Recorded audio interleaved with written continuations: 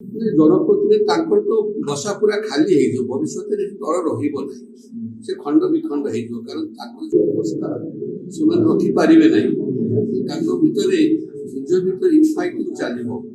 ତ ସେଥିପାଇଁ ସେମାନେ ଭାରତୀୟ ଜନତା ପାର୍ଟି ନ୍ୟାସନାଲ ଜାତୀୟ ପାର୍ଟିରେ କେବେ ବିଲୟ ହୁଏ ନାହିଁ। ଦେଖନ୍ତୁ 25 ବର୍ଷ ଶାସନରେ ସେମାନେ ଯାହା ଯାହା କରିପାରିନଥିଲେ, ଭାରତୀୟ ଜନତା ପାର୍ଟି ଆସିବା ପରେ, ବିଜେପି ଆସିଲା ପରେ ବିଜେପିର ଯୋଉ ଏଜେଣ୍ଡା ଅନୁସାରେ କାମ ଚାଲିଛି, ଯାହା ଯାହା ପ୍ରତିଶ୍ରୁତି ଦେଇଥିଲେ ଆମର ଆଦରଣୀୟ ମୁଖ୍ୟମନ୍ତ୍ରୀ ଶ୍ରୀ ମୋହନ ମାଝୀ ମହୋଦୟ ରାତି ଦିନ 24 ଘଣ୍ଟା କାମ କରୁଛନ୍ତି ଏବଂ ଲୋକଙ୍କର ଅଭିଯୋଗ ଶୁଣୁଛନ୍ତି।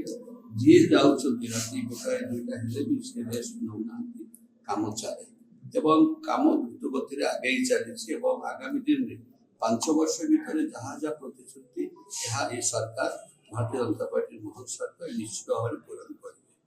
ଚର୍ଚ୍ଚା ହଉଛି ଯେ ମମତାଙ୍କ ଉପରେ ଆହୁରି ବି ଲାଇନରେ ଅଛନ୍ତି। ସେ କଥା ତ ମୁଁ କହିପାରିବି ନାହିଁ, କିନ୍ତୁ ଏତିକି କହିବି ବର୍ତ୍ତମାନ ବିଜେଡି ଉପରେ ସମସ୍ତେ ଅସନ୍ତୁଷ୍ଟ ଅଛନ୍ତି, ତାଙ୍କ ଭିତରେ ବି ଯୋଉମାନେ ଅଛନ୍ତି, କାରଣ ସେ ଭିତରେ ସ୍ୱାଧୀନତା ନାହିଁ। ମୁଁ ତ ରହିଲି ମାନେ ଏକଦମ କଣଠାସା ହେଇକି ରହିଲି, ମାନେ ମନନିଶ୍ୱାସ ହେଇକି ରହିଥିଲି। ଯୋଉ ପ୍ରକାର ପରିସ୍ଥିତି, ବାକ୍ ସ୍ୱାଧୀନତା ନାହିଁ, କଲେ ଦେଖା କରିପାରିବେ ନାହିଁ। 5 ବର୍ଷ ଭିତରେ ଏମଏଲଏ ରହିଲେ, ଲାଷ୍ଟ 5 ବର୍ଷ ଦେଖା ବି ଆମକୁ ଦେଲେ ନାହିଁ। ଅଭିଯୋଗ ଆମେ ଦେବେ ଆମର ମାନର ମୁଖ୍ୟମନ୍ତ୍ରୀ ମୋହନ ମାଝୀଙ୍କୁ 5-7 ଥର ଭେଟି ସାରିଲୁଣି, ଯେତେବେଳେ କହିଲେ ଆମେ ଭେଟି ପାରିଛୁ।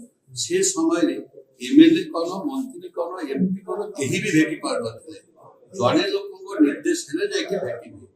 ଏବେ ତ ସେ ହଉଛନ୍ତି ପାଣ୍ଡିଆନ ଥିଲେ ସର୍ବସର୍ବା, ସେମାନେ ସେ ଚାହିଁଲେ ଭେଟିବେ, ନହେଲେ ଭେଟିବେ। ଏଠି ତ ଆମେ ସବୁ ମନ୍ତ୍ରୀକୁ ଭେଟିଛୁ, ଆମର ସବୁ ମାନ୍ୟବର ମୁଖ୍ୟମନ୍ତ୍ରୀଙ୍କୁ ଆମେ ସଦାବେଳେ ଭେଟିଛୁ। ଆମର ଅଭିଯୋଗ ଯାହାର ଯୋଉଠି ଏରିଆର ଅଭିଯୋଗ, ଜୟଦେବର ଯାହା ଅଭିଯୋଗ ମତ କହୁଛି, କାମ ବି ହଉଛି। ତେଣୁକରି ଏ ଜନତାର ସରକାର, ଲୋକଙ୍କର ସରକାର।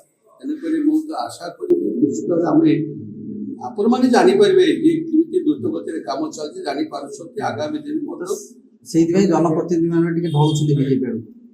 ଜନପ୍ରତିନିଧି ତାଙ୍କର ତ ବସା ପୁରା ଖାଲି ହେଇଯିବ, ଭବିଷ୍ୟତରେ ଦଳ ରହିବ ନାହିଁ, ସେ ଖଣ୍ଡ ବିଖଣ୍ଡ ହେଇଯିବ। କାରଣ ତାଙ୍କର ଯୋଉ ଅବସ୍ଥା ସେମାନେ ରଖିପାରିବେ ନାହିଁ, ତାଙ୍କ ଭିତରେ ନିଜ ଭିତରେ ଇନଫାଇଟିଂ ଚାଲିବ। ତ ସେଥିପାଇଁ ସେମାନେ ଭାରତୀୟ ଜନତା ପାର୍ଟି ନ୍ୟାସନାଲ ଜାତୀୟ ପାର୍ଟିରେ କେବେ ବିଲୟ ହୁଏ ନାହିଁ। ଆଞ୍ଚଳିକ ଦଳ କିଛି ସମୟ ପରେ ତାଙ୍କର ଯୋଉ ଦଳ ଯିଏ ଗଢ଼ନ୍ତି ସେ ଥିଲା ପର୍ଯ୍ୟନ୍ତ ଚାଲିବ। ସେ ଯେତେବେଳେ କିଛି ଅସୁସ୍ଥ ରହିବ କି କଣ ଆଉ କଣ ହବ, ସେତେ ଦଳ ଲାଷ୍ଟିଂ କରେ ନାହିଁ। ସାଂସଦ ମାନେ କେବଳ ଲାଇନରେ ଅଛନ୍ତି ନା ବିଧାୟକ ମାନେ? ମୁଁ ଭାଇ ସେ କଥା କହିପାରିବି, ସେଟା ଆପଣ ମାନେ ସାମ୍ବାଦିକ ମାନେ ଖୋଜି ବାହାର କରିବେ କିଏ ଲାଇନରେ ଅଛନ୍ତି, କିଏ ଲାଇନରେ ନାହାନ୍ତି। ବରିଷ୍ଠ ନେତା ଆପଣ ଆଉ ସେ ଭିତରେ ମୁଣ୍ଡ ଖେଳଉନି।